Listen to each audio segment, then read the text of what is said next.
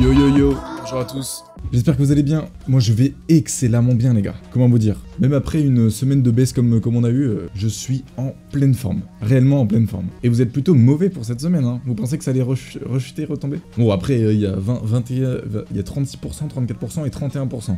Ah, celui de la semaine dernière, pardon. Bah je l'ai plus celui de la semaine dernière, il faudrait aller rechercher. Mais ouais, la semaine dernière vous étiez plutôt bullish, hein. Consolidation cette semaine je pense. Ok Steph. À voir, hein, moi j'espère qu'on va faire ça un peu comme au Corona. Au Corona je sais qu'on avait fait... On n'avait pas forcément... On avait fait un petit peu un V-bottom. On avait plus chuté rapidement que remonté. Regardez, je vais vous montrer. Hop, vous voyez? Ça c'est le Corona en 2020. On a chuté d'un coup, et après on est remonté petit à petit comme ça. En gros on a beaucoup chuté d'un coup, et puis après on est reparti comme ça. Un V-bottom quoi. Et ça serait pas mal qu'on fasse ça. Donc c'est à dire qu'on consolide tout en remontant un petit peu. Voilà. C'est sympa avec la caméra dans ces vidéos. Ouais, carrément. C'est sympa. Bah là je vais mettre en place des nouvelles transitions parce que je trouve que les autres elles sont un peu trop chiantes là. Genre que ça zoome et que ça tourne dans l'image. Je pense que je vais faire un truc un peu plus glitché. C'est les Bogdanov qui font dump. Ah oui, toi aussi tu vois les mèmes comme ça. Les mèmes où t'as les mecs qui... Je sais pas si vous avez déjà vu. C'est sous forme un petit peu d'animation, de montage comme ça. Où genre le mec c'est un noob investisseur et dès qu'il voit le buy the dip, il se dit non, ça va tomber encore plus bas, du coup il achète pas. Les Bogdanov ils font remonter. J'ai l'impression d'être tout seul à connaître ça, mais comme il y a quelqu'un qui connaît aussi. Les pépites en ce moment c'est de l'or. Yes. Est-ce que c'est une référence à la Casa des Papel? Bien vu, Magic War. Bon bah du coup on va commencer ce live du coup. MyHardX toujours en maintenance, ouais. Toujours en maintenance et on sait pas quand est-ce qu'ils vont le remettre. Normalement ils sont en train de réparer quelques bugs parce qu'ils avaient vu qu'il y avait des bugs au niveau des calculs de l'APR je crois, c'est ce qu'il avait dit Benjamin sur son Twitter. Ouais, je crois que c'est ça. Et puis je pense aussi qu'ils préparent demain, parce que demain c'est demain que le ride il est listé sur MyHardX. On va juste parler un petit peu de la semaine qu'il y a eu sur les cryptos.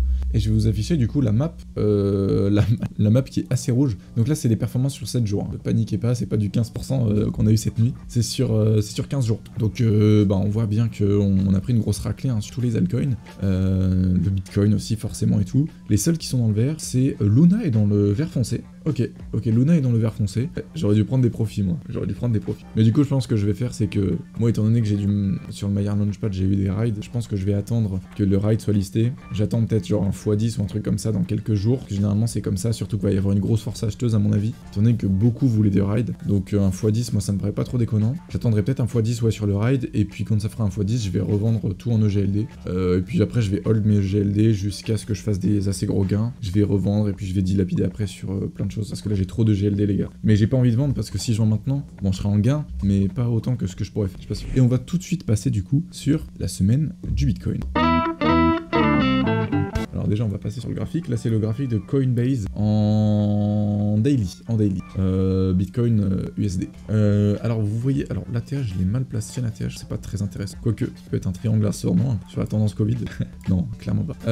Oui la tendance Covid aussi je vais vous en parler parce que moi je l'avais placé différemment avant, et là vous verrez pourquoi il y a une mèche qui dépasse, expliquerai pourquoi, et c'est très intéressant. Alors du coup c'est une des plus grosses semaines noires qu'on n'a pas vu depuis mai, ah quoique ici, si c'est en mai, ouais c'est en mai, c'est une des premières fois qu'on fait 3 semaines de baisse, ça n'a pas été vu ouais depuis mai. Et encore en mai on n'avait pas fait des semaines de baisse, hein. Ça n'a pas été vu depuis ici 3 semaines de grosses baisses comme ça sur le Bitcoin, hein. Donc voilà. Et là cette semaine on commence dans le noir, on espère que ça va rebondir. Il a jamais travaillé, il a dit non mais j'ai jamais travaillé dans des bureaux ou alors dans un open space ou des trucs comme ça. Non moi mon travail c'est ce que je fais là, je suis en train de travailler là, mais je veux dire que j'ai toujours travaillé de chez moi en fait. J'ai 19 ans les gars, hein. Je sais pas si beaucoup de monde le savait mais genre j'ai 19 ans, hein. Moi tout ce que j'ai fait dans ma vie c'est m'asseoir sur des bancs de la fac et aller en cours, j'ai même pas passé mon bac à cause du Covid.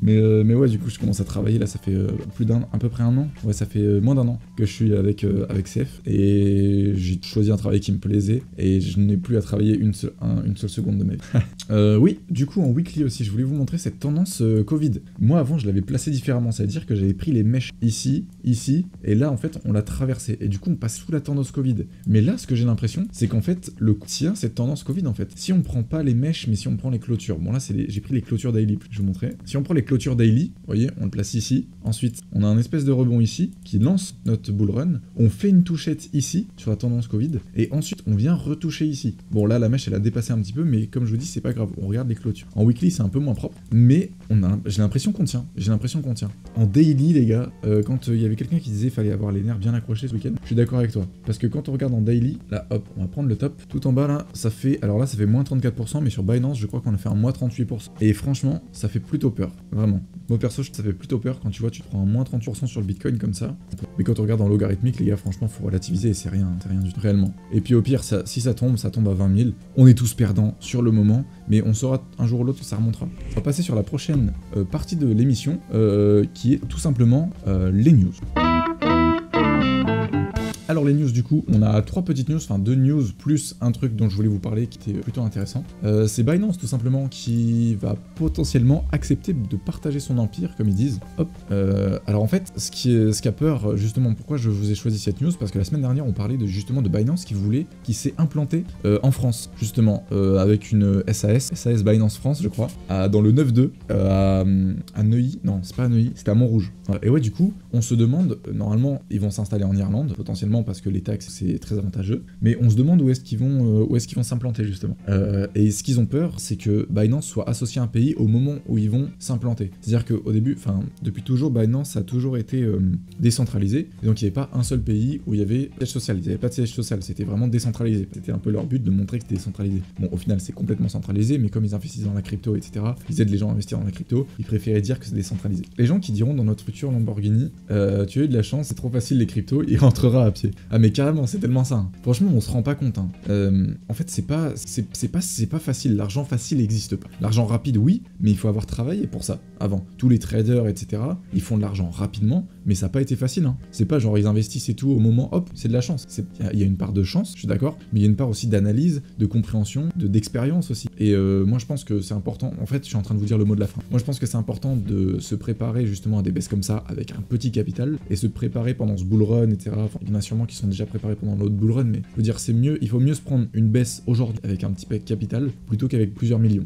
Moi, c'est ce que je pense, perso. Bref, mais du coup, je voulais vous passer cette news là parce que peut-être que Binance, en fait, Binance est en train de s'implanter un peu partout et de parler avec plein de gouvernements pour s'attirer justement Binance et les régulateurs des fonds souverains de différents pays pour réchauffer les relations. Voilà, des fonds souverains dans le capital de Binance, mais ils veulent pas que ça soit d'un seul pays. Voilà. ZZ a tout de même évoqué le risque à une stratégie aussi ambitieuse qui est celle de lier Binance à certains pays. Je cite, mais cela peut aussi nous lier à des pays spécifiques, ce avec quoi nous voulons être très légèrement prudents. Être légèrement prudent, pas très légèrement. Mais normalement, vous voyez, il va s'implanter en Irlande, mais peut-être en France, parce qu'ils ont ouvert une petite société en France. Bon, ça c'est peut-être juste pour faire genre au niveau de la France que ils vont être sympas avec eux, etc. Ils ont quand même investi 100 millions en France pour développer l'écosystème blockchain. Enfin voilà, je voulais vous parler de ça parce que ça faisait un peu lien avec la news qu'on avait vue la semaine dernière. Et je trouvais ça assez important parce qu'aujourd'hui c'est presque la moitié des gens, plus de la moitié des gens utilisent Binance pour acheter leur crypto-monnaie. C'est une des meilleures plateformes, je pense, qui a des frais très bas, etc., qui propose un large panel de crypto-monnaies. Et donc le fait de savoir, d'avoir des news un petit peu là-dessus, ça peut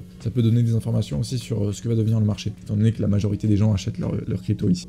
Écoutez, voilà, on va passer justement la deuxième news qui est de Bitmart. 200 millions qui ont été dérobés. 200 millions qui ont été dérobés sur l'exchange Bitmart. Alors, je vais répéter ce qu'a dit CF durant sa vidéo hier. Il a dit en gros de ne pas mettre tous ces deux dans le même panier. Mettez vos fonds sur Binance, sur Gate.io, sur Coinbase, etc. Enfin voilà. Essayez de vous diversifier, mettre sur plusieurs wallets et tout. Parce que comme ça, au moins, si vous faites voler des fonds quelque part, il y en aura toujours qui seront safe. C'est un peu le problème au niveau des crypto-monnaies et c'est ça les enjeux des prochaines années, je pense. C'est sécuriser des fonds sans que ça soit centralisé.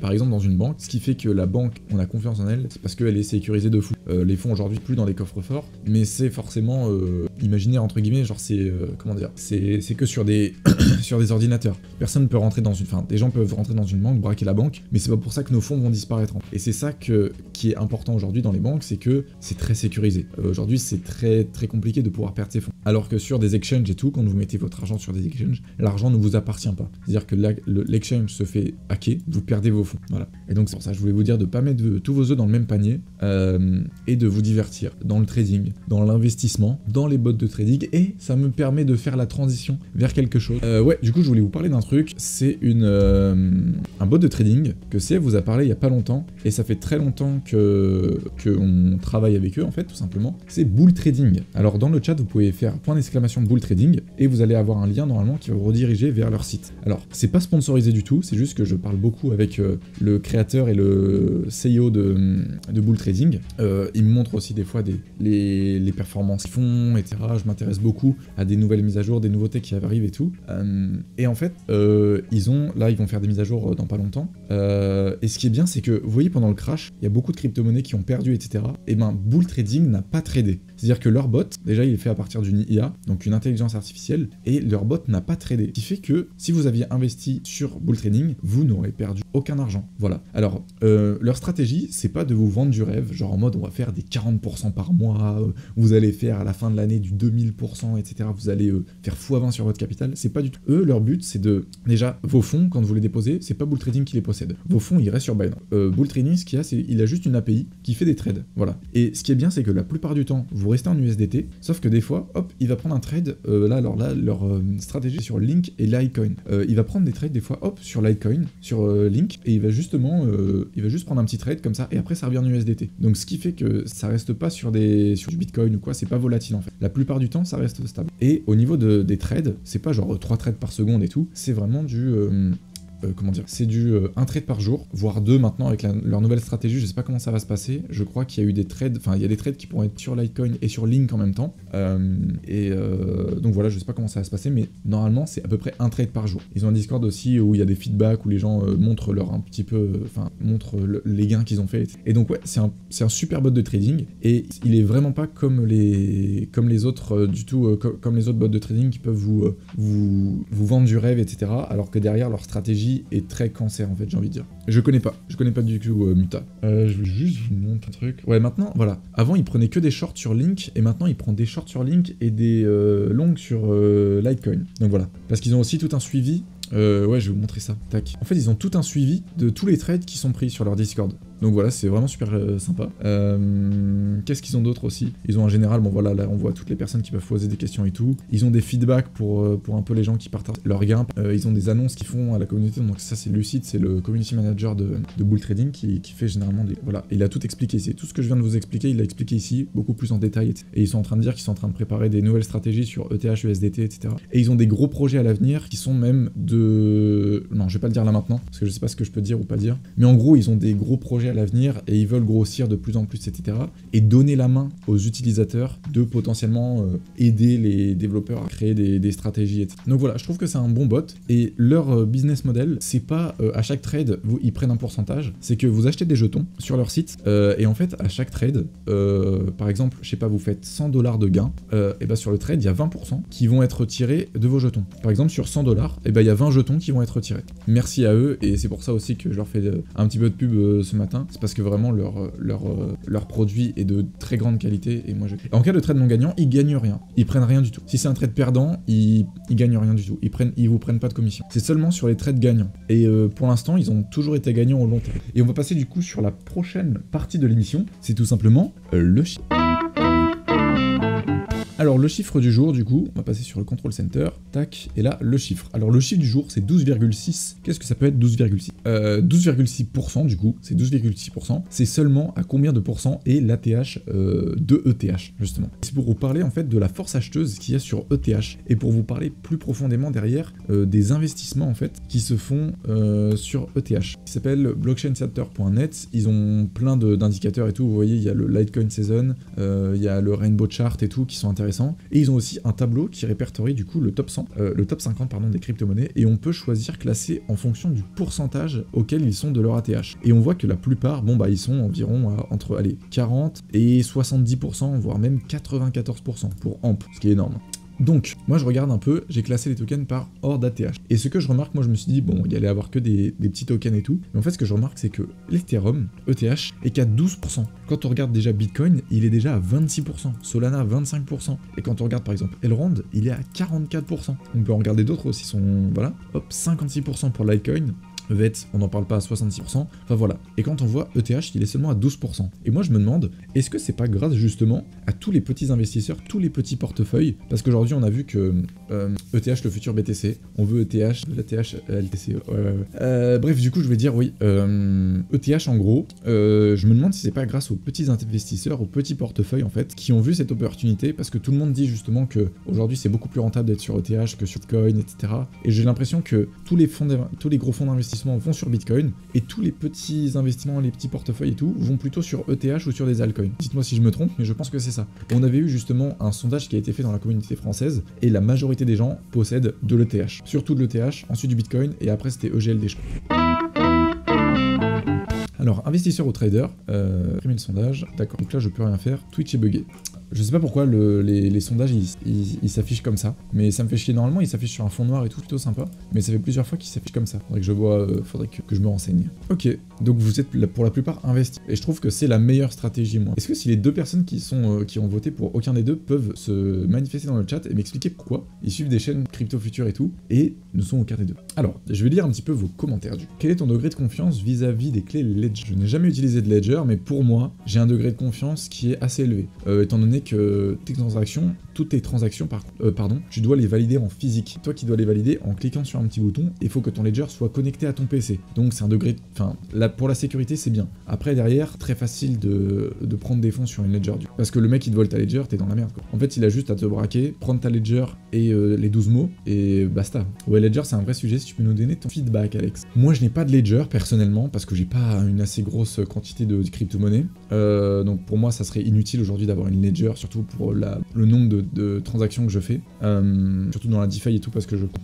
aller dans la DeFi et tout, et pour ceux qui font de la DeFi, c'est vraiment pas pratique du tout d'avoir une Ledger. Par contre, si vous voulez sécuriser vos fonds et que vous avez potentiellement genre plus de 50 000 au niveau de votre capital, la DeFi, c'est la finance décentralisée en fait. Mais ça, je t'invite à te renseigner, je peux pas tout cliquer là maintenant. Alors il y a Seb qui nous dit investisseur en mode DCA en choisissant quand même les bons points d'entrée. Mais je me plante souvent. Bah, en fait, étant donné qu'on n'est pas trader, on peut se planter souvent. Les traders aussi peuvent se planter souvent, mais je veux dire, globalement, les investisseurs, on se trompe un peu plus que les traders au niveau des sommes engagées. Bullshit, une Ledger ça coûte 60 $, à partir de 1000-2000 de capital, tu dois sécuriser ton portefeuille. Mais en fait, ça dépend. Si vraiment c'est c'est pas toute ta vie, mais je veux dire, si t'as 1000 ou 2000 $ de capital, tu sécurises ton portefeuille, ça vaut pas le coup si tu fais beaucoup de trades. En fait, si t'es investisseur et que tu hold au long terme, je suis d'accord avec toi, je suis complètement d'accord avec toi. Mais si t'as un profil comme moi qui fait beaucoup de trades, qui retire, qui remet genre tous les mois, qui arbitre un petit peu ses investissements en crypto, ça vaut pas le coup parce que genre t'as beaucoup de transactions à faire et tout, et généralement ton capital il est un peu dispatché sur plein d'exchanges, etc. Donc moi, si vous avez un plus petit capital, je pense que ça serait mieux de vous diversifier plutôt sur plusieurs plateformes et pas forcément mettre sur une Ledger. Mais par contre, si vous voulez hold à long terme, prenez une Ledger. Moi je suis un peu des deux, mais plus investisseur quand même. C'est-à-dire que le trading, je le fais seulement sur une partie des gains que je fais en investissement. D'ailleurs, c'est pour ça que je me suis fait liquider pendant la grosse chute là. D'ailleurs, beaucoup de gens se sont fait liquider. Il y a eu plus de 2,2 milliards, je crois, de liquidation en 24 heures, ce qui est absolument gigant. Et je pense que c'était justement, je voyais des commentaires tout à l'heure comme ça, des gens qui disaient qu'en gros le crash qu'on a eu, c'est simplement la chasse des trades des longues, de tous les longues. Petite question, à partir de combien de transactions on est considéré comme professionnel pour les impôts? Je sais pas du tout. Je sais pas du tout. Moi, je sais juste un truc, c'est que je sais pas. C'est la première fois que je me pose cette question. Mais moi, je crois qu'en fait, t'es considéré comme professionnel que à partir d'un certain montant, en fait. Moi, je sais que je suis pas un bon trader. J'ai juste voulu essayer de grid un petit peu au niveau du Bitcoin et tout. J'ai pris un long en x6, levier x6. Ça a pas manqué. Hein. La mèche à 40 000 $, ça m'a fait mal. Hein. Sachant que ma liquidation était à 46 000 $.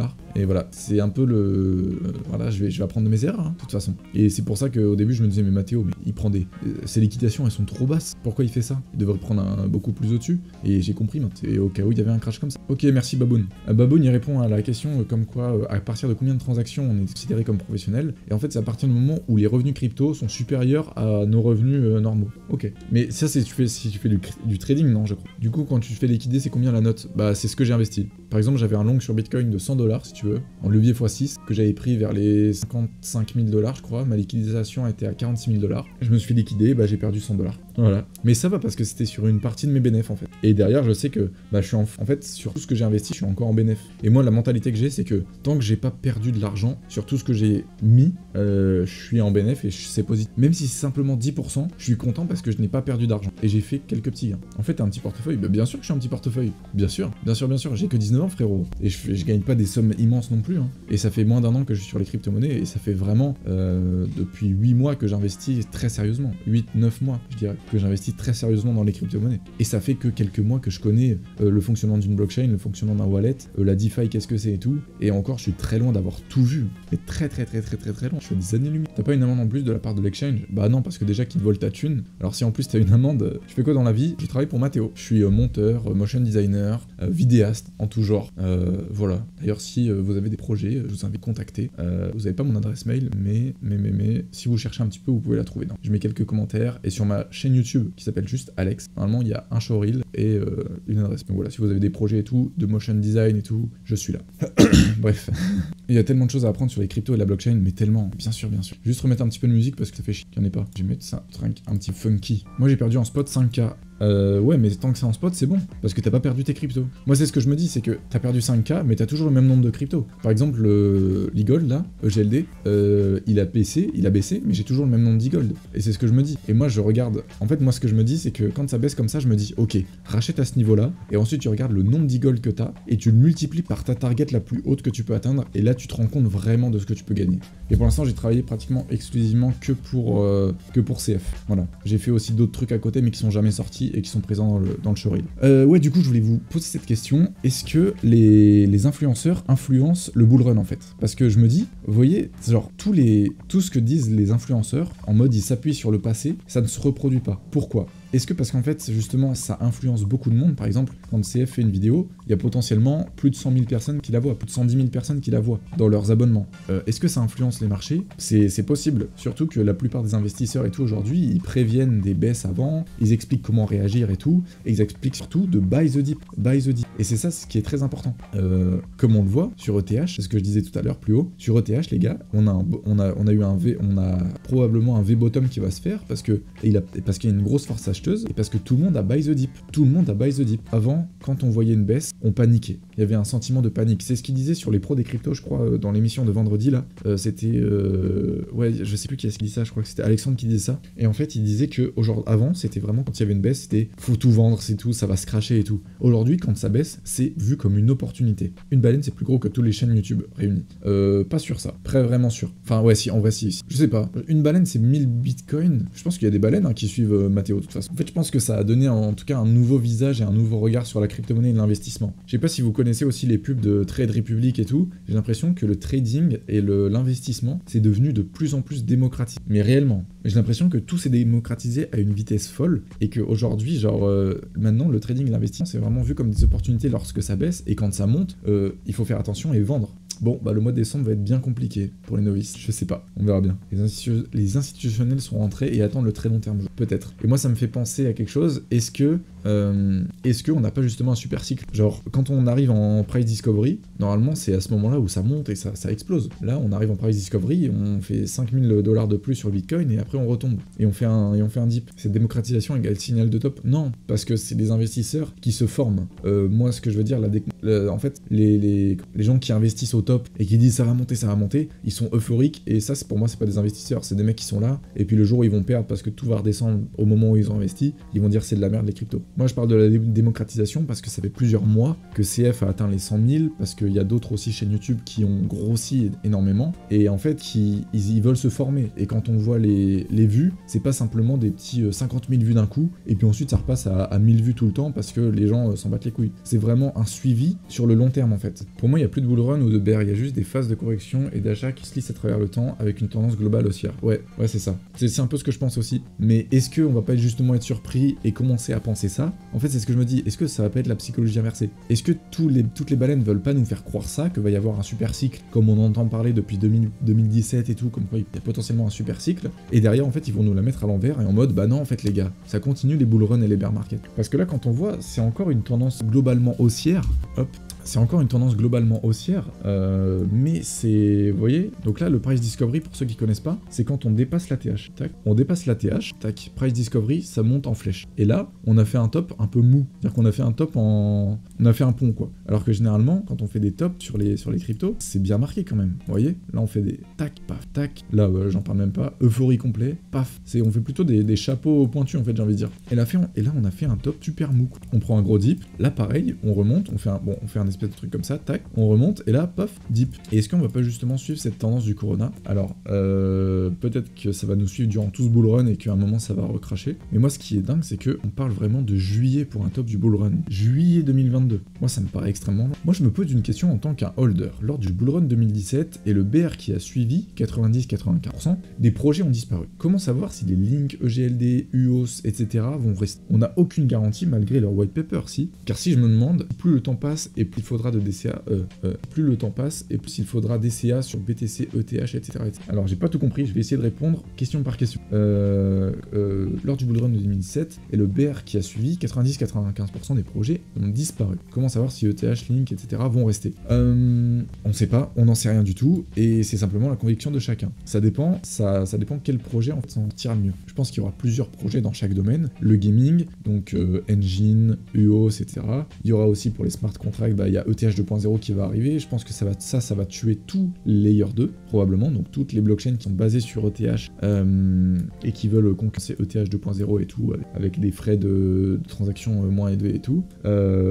Et en fait, on n'en sait rien. On n'en sait rien du tout. Moi, ce que je me dis, c'est qu'à la fin du bull run, là, il faut vendre tous ces actifs et ensuite voir après pendant le bear market lesquels arrivent à survivre, lesquels arrivent à être de mieux en mieux. Et aussi, je pense que la plupart des projets ont disparu en 2017 parce que c'était la plupart des coins. Enfin, je crois. Je crois que la plupart c'était des coins et genre leur seul but c'était de concurrencer Bitcoin. C'est pour ça que la plupart ont disparu. Genre, je pense qu'il va y avoir un après-Covid. Genre, on va ressortir de la crise Covid et il va y avoir une crise financière. Surtout que les banques ne sont pas le plus sécures en plus avec l'inflation. Ouais, carrément, c'est pour ça que je veux pas repasser en euros. J'ai beaucoup plus de capital dans les banques mais qu'en crypto-monnaie, ça c'est sûr et certain parce qu'aujourd'hui sinon je peux pas vivre clairement avec seulement des crypto-monnaies.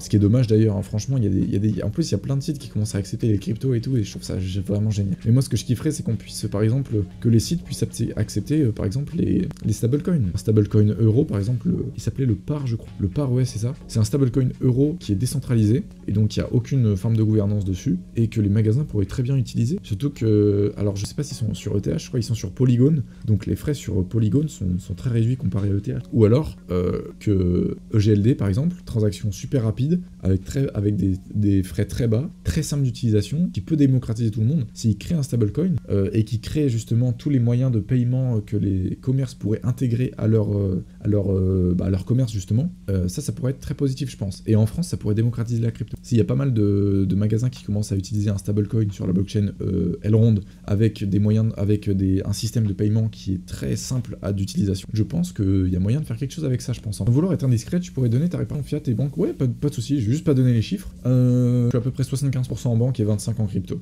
Parce que moi je fais juste de l'investissement très sagement, j'ai envie de dire. Je suis pas en train de mettre tout mon capital. Et en gros là, sur les 100% de mon capital, il y a à peu près 64% en banque et 25% en perso. Tout mon surplus d'argent part dans le crypto. Bah moi je suis pas trop ok avec ça parce que en fait il y a tellement de dépenses, genre payer les... et puis même faire des économies et tout. Enfin, aujourd'hui si je mets mon argent en crypto, pour moi je ne le remettrai pas en banque. Tout ce qui part dans la crypto restera dans la crypto quoi qu'il arrive. À part si je gagne par exemple un putain d'airdrop de 20 000 balles, là je peux être sûr que je vais remettre un petit peu en banque quand même pour faire des achats et tout, pour flamber un petit peu on va dire. Mais une petite partie, vous inquiétez pas, une petite partie. Bon les gars, on va bientôt arrêter le live je pense, et je voulais juste passer sur la dernière partie qui est le mot de la fin tout simplement. Alors le mot de la fin, qu'est-ce que je voulais vous dire moi déjà? Alors, ce que j'aime bien avec le mot de la fin, c'est de vous expliquer un peu ce que j'ai appris cette semaine. Qu'est-ce que j'ai appris cette semaine? Et j'ai appris que la raclette, ça faisait longtemps que j'en ai pas mangé et que c'est bon de ouf les gars. La raclette, c'est super bon. Mon plat préféré, de loin. Non, je rigole, y a pas que ça. En vrai, c'est surtout que la raclette, je l'ai fait le soir après qu'il y ait eu le crash. Donc ça m'a remis un petit peu d'aplomb et tout. En fait, ce que j'ai appris, c'est que il faut essayer de passer du bon temps avec ses proches et essayer de se faire plaisir sans forcément garder la tête sur les marchés tout le temps parce que ça peut vite nous faire vriller et on sait que de toute façon, tôt ou tard, ça remontera si vous croyez en la blockchain. Donc voilà, je voulais juste vous dire ça parce que voilà, j'ai mangé une raclée juste après le crash et du coup, je me suis vidé un petit peu la tête au niveau des marchés parce que je me suis dit, il faut partir de ça. Enfin voilà, le crash a eu lieu, tu vas pas vendre maintenant, s'il fallait vendre, c'était avant le crash et puis tant pis, ça a crashé. Au pire, tu rachètes le bottom, tu buy the dip et puis ça a remonté un jour ou l'autre dans tous les cas. Donc voilà, c'est ce que je voulais vous dire. Mais voilà, en tout cas, c'était un super bon live. J'ai kiffé, les gars. En tout cas, je suis de plus en plus à l'aise et tout. Vous êtes de plus en plus habitués à parler avec moi. On passe du coq à l'âne tout le temps sur les sujets et tout, mais c'est ça qui est kiffant. Et donc voilà, j'espère que vous aurez apprécié du coup ce live. Sur ce, c'était Alex. Passez une bonne semaine. Faites attention sur le marché des crypto-monnaies et tout. Et puis voilà, à la prochaine tout le monde. Salut.